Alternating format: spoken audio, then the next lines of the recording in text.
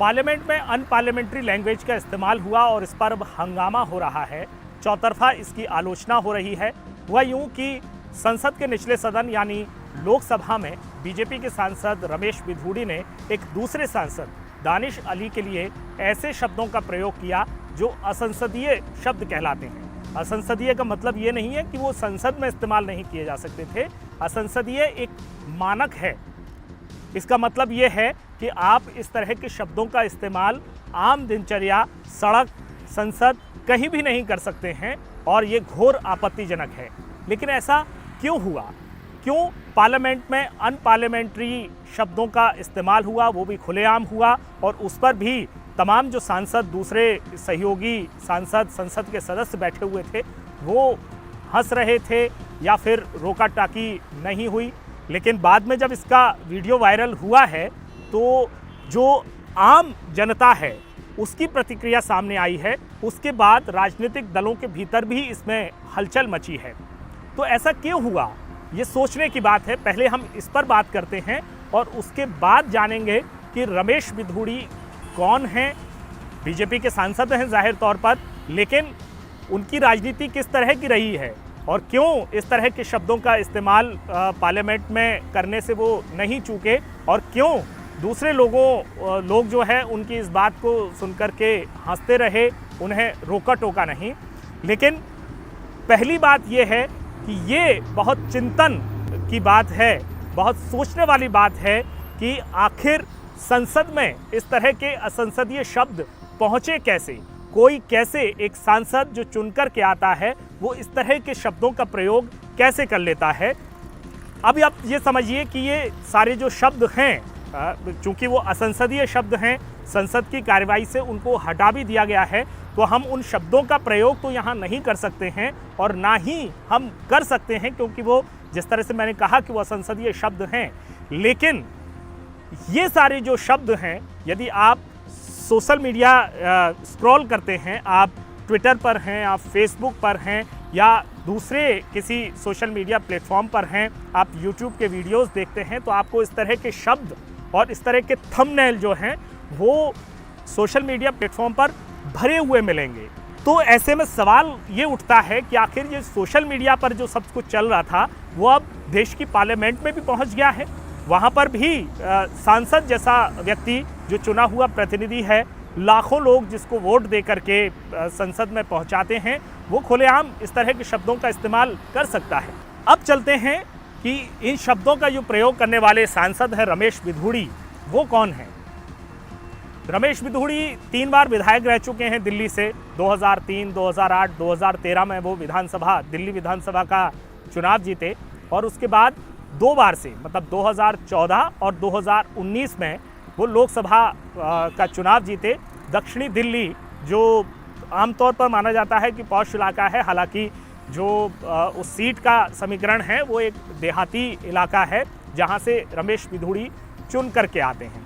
चूँकि मैंने अपने रिपोर्टिंग डेज में रमेश बिधूड़ी को बहुत क्लोजली देखा है और मैं ये कह सकता हूँ कि ये जो उनका विधानसभा और सड़क से लेकर के जो संसद तक का सफ़र है, वहाँ तक एक नहीं ऐसे अनेकों इंसिडेंट मिल जाएंगे, ऐसे अनेकों घटनाएं मिल जाएंगी जहाँ पर वो इस तरह की कंट्रोवर्सी में आए हैं। मेरा कहने का मतलब ये है कि संसद में पूरी दुनिया, पूरे देश ने उनको भाषण देते हुए सुना है, लेकिन इसके पहले भी ये कोई पहला मौका नहीं था जब रमेश बिधूड़ी के मुंह से इस तरह के शब्द निकले हों। तो ऐसे में सवाल उठता है कि क्या जो जिस तरह के शब्द, जिस तरह की भाषा वो इस्तेमाल करते हैं वो स्वीकार्य है उनके राजनीतिक आधार पर और उनका जो राजनीतिक प्लेटफॉर्म है यानी बीजेपी है वहाँ पर। और यही वो सवाल है जहाँ पर राजनीतिक शुचिता और राजनीतिक आचरण को लेकर के कितनी संवेदनशील हैं हमारी पार्टियां या हमारा राजनीतिक समाज, उसका पता चलता है। क्योंकि मुझे ध्यान है कि जब 2013 और उसके बाद 2015 में जब आम आदमी पार्टी दिल्ली में जीती थी और उसके बाद तमाम जो राजनीतिक उथल पुथल यहाँ पर रही है, और बीजेपी एक तरह से दिल्ली में विपक्ष की भूमिका में थी। दरअसल ये सारी चीज़ें सड़क पर तब आती हैं जब आप विपक्ष में होते हैं और संसद में तब आई है जब आप पक्ष में होते हैं। तो इन दोनों के बीच का यदि हम अंतर समझेंगे तो उसमें ये पता चलेगा कि जो बीजेपी है उसके जो शीर्ष नेतृत्व है उसने शायद पहले कभी रमेश बिधूड़ी के भाषणों का संज्ञान नहीं लिया होगा।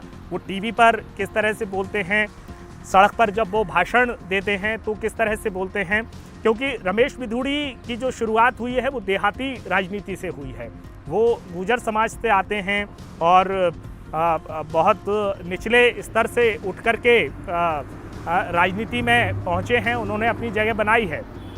2003 में वो पहला विधानसभा चुनाव लड़े थे तो एक जातीय फैक्टर भी था और उसके बाद फिर जब गुर्जर समाज का आंदोलन हुआ था, आपको ध्यान होगा कि राजस्थान से शुरू हुआ था और उसके बाद जो तमाम देश के हिस्सों में फैला था, दिल्ली में बहुत ज़्यादा असर रहा था, वहाँ पार्टी में रमेश बिधूड़ी को एक बड़ा रिकॉग्निशन मिला था। और इसके पहले मैं आपको दो घटनाएं बताऊंगा जिनसे ये समझ में आएगा कि रमेश बिधूड़ी इसी तरह की राजनीति करते रहे हैं और वो इस तरह की राजनीति करके अपना जो वोट बैंक है, अपना जो पॉलिटिकल आधार है उसको कैटर करते हैं। लेकिन इसको रेगुलेट करने की जिम्मेदारी उनकी पार्टी की थी जो शायद कभी पूरी नहीं हुई और उनको लगा कि यही उनकी राजनीति का यूएसपी यूनिक सेलिंग पॉइंट है और वो अपनी इस यूएसपी को और मजबूत करते चले गए। दो घटनाएं मैं आपको बताता हूं। 2006-2007 के आसपास की बात होगी जब तुगलकाबाद जो कि एक ASI प्रोटेक्टेड एरिया है जहां पर तुगलकाबाद गांव भी है, वहां तुगलकाबाद फोर्ट भी है, जो रमेश बिधूड़ी की असेंबली कॉन्स्टिट्यूंसी भी रही है। वहां पर आर्कियोलॉजिकल सर्वे ऑफ इंडिया का विवाद चल रहा है वहां के रेजिडेंट्स के साथ कि ये पुरातत्व की साइट है और यहाँ पर जो है वो बसाहट नहीं होनी चाहिए और ये अवैध है। इसको लेकर के कोर्ट में मामला गया, कोर्ट ने आदेश दिया कि वहाँ खाली होगा, उसको वेकेट कराया जाएगा। लेकिन रमेश बिधूड़ी वहाँ से जो है वो इस ऑर्डर के, इस वेकेट का जो ऑर्डर था उसके विपक्ष में आए और उन्होंने काफ़ी इस पर आंदोलन किया। लेकिन चूंकि कोर्ट का ऑर्डर था, ASI ने अपनी कार्रवाई शुरू की, हालांकि बाद में वो नहीं हो पाई। तो वहाँ जब कुछ पत्रकार कवर करने पहुँचे थे तो उनको गोली मारने की धमकी एक रिपोर्टर को उनके द्वारा दी गई थी। तो एक जो दबंग छवि है उनकी वो यहाँ पर रही है, लेकिन उसके बाद भी वो चुनाव जीतते रहे, पार्टी में उनका कद जो है वो बढ़ता रहा। जब 2014 में नरेंद्र मोदी के फेस पर इलेक्शन लड़ा गया तो दक्षिणी दिल्ली से रमेश बिधूड़ी को टिकट मिला और वो पहली बार संसद में पहुंचे। इसके पहले वो 3 बार जो है विधानसभा के सदस्य रह चुके हैं, मतलब 2003 से लेकर के 2023 तक, मतलब 20 साल से वो किसी न किसी सदन के सदस्य रहे हैं। तो सदन जो हाउस है, एक लेजिस्लेचर का हाउस है, उसका प्रतिनिधि रहने का उनका लंबा एक्सपीरियंस है। लेकिन जो एक घटना मैंने आपको तुगलकाबाद गांव की बताई, अब दूसरी घटना जो है वो 2015-16 के आसपास की होगी। तब जबकि दिल्ली के मुख्यमंत्री अरविंद केजरीवाल के घर के बाहर प्रदर्शन चल रहा था और उस दौरान उन्होंने एक बहुत ही विवादित भाषण दिया था केजरीवाल के व्यक्तिगत जीवन को लेकर के। तो इस तरह की जो उनके बयान हैं, ये सिर्फ 2 मैं घटनाओं का जिक्र किया है जो बहुत वायरल हुए थे या फिर जिन पर बहुत चर्चा हुई थी। इसके अलावा वो मीडिया बाइट्स में जो अनऑफिशियल अनौपचारिक कॉन्वर्सेशन है उसमें इस तरह की बातें करते रहे हैं। लेकिन ये सारी जो बातें हैं वो सोशल मीडिया के स्पेस में तो अभी तक आ रही थी। सोशल मीडिया पर इस तरह के बयान सिर्फ रमेश बिधूड़ी ही नहीं, ऐसे जाने कितने Ramesh Bidhuri social media platform पर हैं जो रोज़ाना इस तरह की बातें करते हैं, इस तरह के शब्दों का इस्तेमाल करते हैं। अच्छे अच्छे पढ़े लिखे लोग इस तरह की भाषा का इस्तेमाल करते हैं। लेकिन ये जो सोशल मीडिया प्लेटफॉर्म पर चलने वाली जो बातें हैं वो पार्लियामेंट में पहुंच जाएंगी, ये बहुत शॉकिंग है। शॉकिंग हम इसलिए कह रहे हैं क्योंकि हमने इस तरह का भाषण देखा है और उस पर जिस तरह की प्रतिक्रिया आ रही है वो हम देखकर एनालाइज कर पा रहे हैं। लेकिन अगर कोई इसको गहनता से विश्लेषण करे, इसकी गहनता से अध्ययन करे, तो ये अवश्यंभावी था एक दिन, क्योंकि हमने जो आचरण है, अपने जनप्रतिनिधियों के आचरण हैं, उसकी कभी आलोचना नहीं की जब वो सोशल मीडिया पर लिखते हैं। तो जो हौसला है, जो उनकी हिम्मत है, और उनको लगता है कि इस तरह की बातें करके वो जनमानस के बीच में जो उनका एक कोर वोटर है या उनके जो एक कट्टर समर्थक हैं, उनके बीच में अपना मजबूत आधार बना सकते हैं, तो वो एक दिन जाकर के संसद के जो लोकतंत्र का मंदिर है उसमें भी जाकर के इस तरह की बातें करेंगे। तो ये थोड़ा चौंकाने वाला तो है, लेकिन ऐसा नहीं हो सकता था, असंभव है, ऐसा लगता नहीं है, क्योंकि हमने सोशल मीडिया पर उस चीज़ को एक्सेप्ट कर लिया है, मास ने एक्सेप्ट कर लिया है, हमने एक्सेप्ट कर लिया है। मतलब कि वो जो उनके समर्थक हैं, भले ही वो किसी भी पार्टी के हों, वो इधर के हों, उधर के हों, बीच के हों, कहीं के भी हों, इस तरह की भाषा की, इस तरह के आचरण की जो को समर्थन मिल रहा है, उसी का नतीजा है कि आज हम पार्लियामेंट में भी अनपार्लियामेंट्री जो शब्द हैं उनको सुन रहे हैं, उनको देख रहे हैं। हालांकि अब हंगामा मचा है कि बीजेपी जो उनकी पार्टी है वो उन पर क्या एक्शन लेती है, जो लोकसभा के स्पीकर हैं वो उन पर क्या एक्शन लेते हैं। हिदायत दे दी गई है, जो कारण बताओ नोटिस है वो भी जारी कर दिया गया है, लेकिन क्या एक्शन होगा, क्या कोई ऐसी नज़ीर बनेगी, ये अभी तक नज़र नहीं आ रहा है। या फिर खुद रमेश बिधूड़ी सामने आकर के